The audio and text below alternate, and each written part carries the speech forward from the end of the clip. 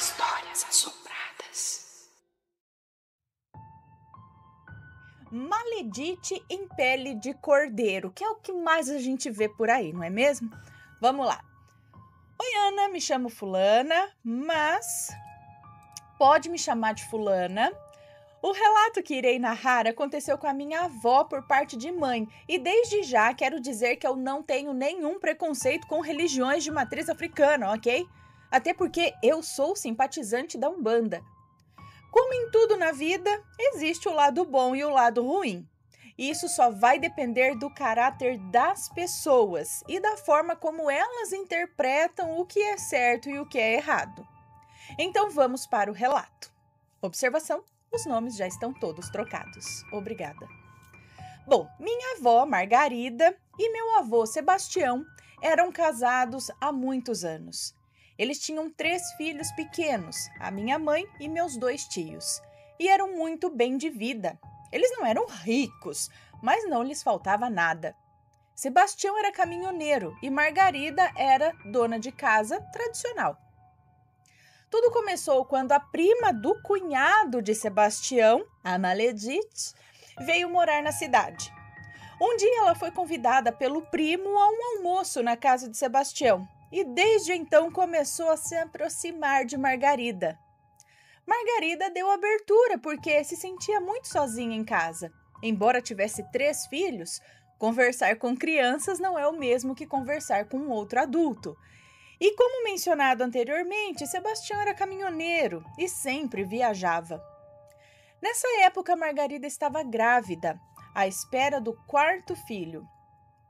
Maledite era um doce de pessoa. Passava o dia com Margarida, dormia na casa dela nas noites em que Sebastião estava viajando, ajudava nos afazeres domésticos, ajudava a cuidar das crianças, até comia no mesmo prato que Margarida. Sim, Ana, minha avó e a Maledite comiam juntas no mesmo prato.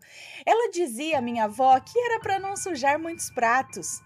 Enfim, eram como irmãs inseparáveis. Carne e unha. Ninguém jamais imaginaria o desastre que estava por vir. Certo dia, Maledite chegou e disse a Margarida que estava grávida. Adivinha? Grávida de Sebastião! Essa notícia foi tão forte, tão decepcionante para Margarida, que ela começou a sentir dores terríveis. De nervoso, né? Imagina, raiva, nervoso, tudo ao mesmo tempo, né? E aí ela começou a sangrar. Ela estava grávida, né? Começou a sangrar muito. Uma das vizinhas a levou para o hospital e, chegando lá, foi constatado que ela perdeu a criança. Os dias que se sucederam foram amargos e melancólicos. Margarida havia perdido um filho e, além disso, não podia acreditar que o seu marido e a sua melhor amiga haviam lhe traído bem debaixo de seu nariz. Sebastião ainda não havia retornado da última viagem e não sabia do que se passara em sua ausência. Porém, isso foi só o começo do mal que estava por vir. Passado mais ou menos uma semana do ocorrido, Margarida começou a ficar estranha. Ela não comia mais, ela não dormia, não se arrumava, rejeitou os 3 filhos. Eles tiveram que se virar sozinhos. E minha mãe, como era mais velha, ficou encarregada de cuidar dos 2 irmãos mais novos. Margarida parecia uma louca. Ela não parava em casa, ela estava assustada, vivia se escondendo nos túmulos dos cemitérios. Segundo ela via um sapo enorme pulando atrás dela. E não importava onde ela se escondia, ele a encontrava e a seguia.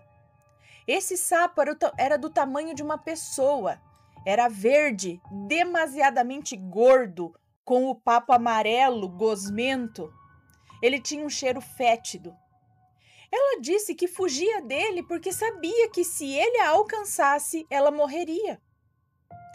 Já havia se passado uns 3 dias dessa loucura repentina de Margarida.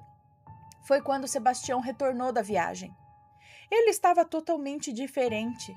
Ele não se importou com ela, juntou as coisas dele e foi ficar com a Maledite. E antes de ir, avisou que havia vendido a casa, que era para Margarida sair o quanto antes. Sabe para quê?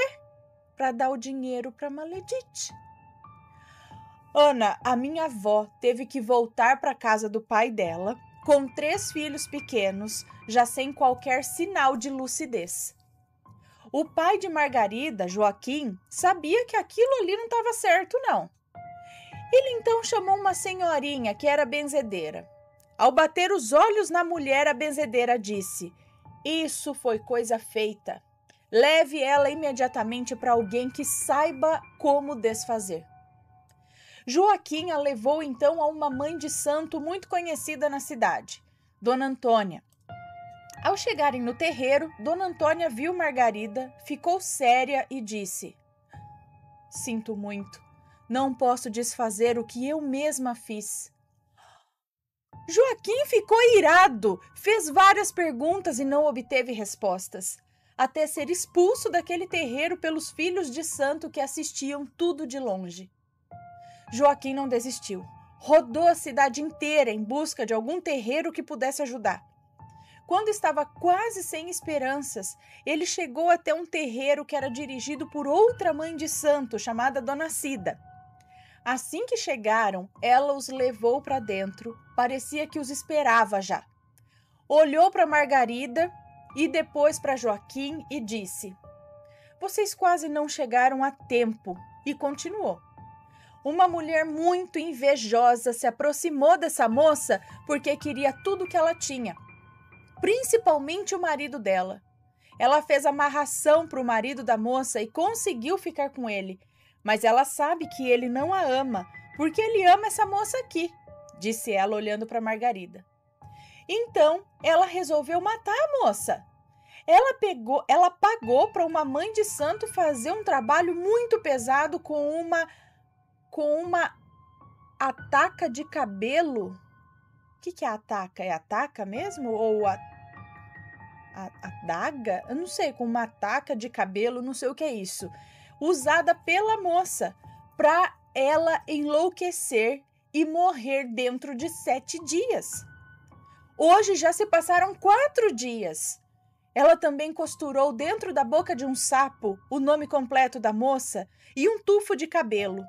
Mas eu vou desfazer tudo o que foi feito. Dona Cida ajudou Margarida e não cobrou absolutamente nada. Margarida ficou bem novamente, recobrou a lucidez e voltou a cuidar dos filhos. Alguns dias depois, Sebastião foi atrás dela. Chegou chorando, pediu perdão, estava arrependido. Foi por isso que Margarida o aceitou de volta. Porém, como tinham perdido tudo de material, tiveram que recomeçar do zero. Maledite ainda tentava investidas em Sebastião, sem sucesso, até que ela desistiu. Maledite mandou avisar a Sebastião que havia tirado a criança que ela carregava no ventre e foi embora para outro estado. Simples assim. Anos se passaram. Margarida e Sebastião já tinham 5 filhos e netos, e de repente, num belo dia, surgiu um moço muito simpático na porta de Sebastião. Era o filho de Sebastião com a Maledite. Ele contou tudo o que se passou, em todos esses anos. Ele disse que ela havia mentido quando mandou dizer que tinha tirado a criança. Desde muito pequeno, ele perguntava quem era o pai dele e a Maledite nunca quis dizer. Ela ficava histérica e descontrolada, até que ele insistiu muito depois de adulto, e aí ela contou a verdade. Ele não teve culpa das crueldades da mãe, E é uma pessoa maravilhosa, muito diferente da Maledite. Atualmente, Sebastião e Margarida são 2 velhinhos inseparáveis. Estão juntos na alegria e na tristeza, na saúde e na doença. Tem a casa sempre cheia e alegre de filhos, netos e bisnetos. A Maledite, por sua vez, se casou com um homem ruim. Teve vários filhos, sofreu o pão que o diabo amassou. Hoje ela é sozinha, nem os filhos gostam dela. Ela é muito doente, está obesa, inchada, vive acamada. É uma pena dizer aqui, mas ela se transformou naquele sapo e horrendo que a Margarida via em sua loucura. Tudo o que plantamos, um dia iremos colher. Se a colheita vai ser boa ou ruim, só vai depender do que foi semeado. Bem, Ana e assombrados, este é o relato que eu mais gosto de ouvir ser contado pelos meus avós. Vocês sabem muito bem que nessas histórias as maledites e os maleditos sempre se dão mal, porque existe a lei do retorno. Um ponto importante que eu gostaria de entender é sobre esses pais e mães de santo que fazem o mal por dinheiro. Isso realmente vale a pena? Porque um dia o divino vai cobrar muito mais caro que qualquer coisa material do mundo carnal.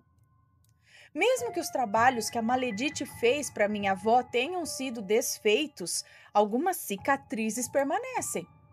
Minha avó tem fobia de sapos e depois de tudo que lhe aconteceu, ela acabou desenvolvendo contra sua vontade uma certa mediunidade.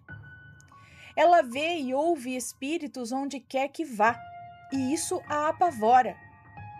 Há também em seu peito a dor da lembrança da traição, que, mesmo perdoada, é impossível de esquecer. Ademais, ela é a avó preferida de todos os netos. Isso é um fato indiscutível. Agradeço a atenção de todos, eu resumi o máximo que pude, espero que tenham gostado do relato tanto quanto eu. Beijos de luz. Um beijo para você, muito obrigada. Algumas coisas não precisa resumir, tá, gente? Eu quero deixar claro aqui assim, porque tem alguns relatos que realmente são muito longos. E em alguns relatos muito longos, algumas coisas talvez não precisem ser ditas. Pode dar uma enxugadinha para ele ficar só longo, tá? Alguns não, alguns são muito longos, mas assim, parece que a gente assistiu um filme, né? E aí é interessante que ele seja longo. Então, não tirem detalhes que serão interessantes no relato, pode deixar, tá? Pode deixar o seu relato longo. A não ser que seja aquele longo que fala, e a gente fala, tá, então, e aí? O que aconteceu, sabe? Sabe aqueles que vão... Do contrário, eu fico até querendo saber mais, o que mais aconteceu, né? Nessa história aí que tá bem escrita, é muito gostoso ler um relato que tá bem escrito, é gostoso de ler e as pessoas vão entender muito bem, né? Enfim, mas vindo aqui a história da Maledite, filha da mãe, não pode xingar aqui, mas que dá vontade de xingar as Maledite, dá. Vocês aí que estão no calor de suas casas, ou no frio de suas casas, não sei, xinga as Maledite. Não, tô brincando, não vou incitar ninguém a xingar ninguém, não. Mas vim se fazendo de amiga, diz não sei o que lá, te ajudo, pra pegar, se enfiar na vida. Olha... Bom, tá pagando, né? Quem faz coisa errada vai tomar no fiantão uma hora ou outra. E esperamos que aconteça isso mesmo. Não é? Não é? Ai, gente, que eu fico louca da vida com essas coisas. Bom, pessoal, este foi o relato de Maledite de hoje. Você já passou por uma história dessa? Daquela amiga ou daquele amigo que se fez de super bonzinho, se enfiou na vida da pessoa e aí depois enfiou a faca, furou os olhos, deu aquela punhalada pelas costas? Conta a história pra gente. E aí, tá gostando dos relatos? Então o que você acha de deixar um like aí no vídeo, hein? Gosta dos relatos? Deixa o seu like, mesmo que seja nos cortes.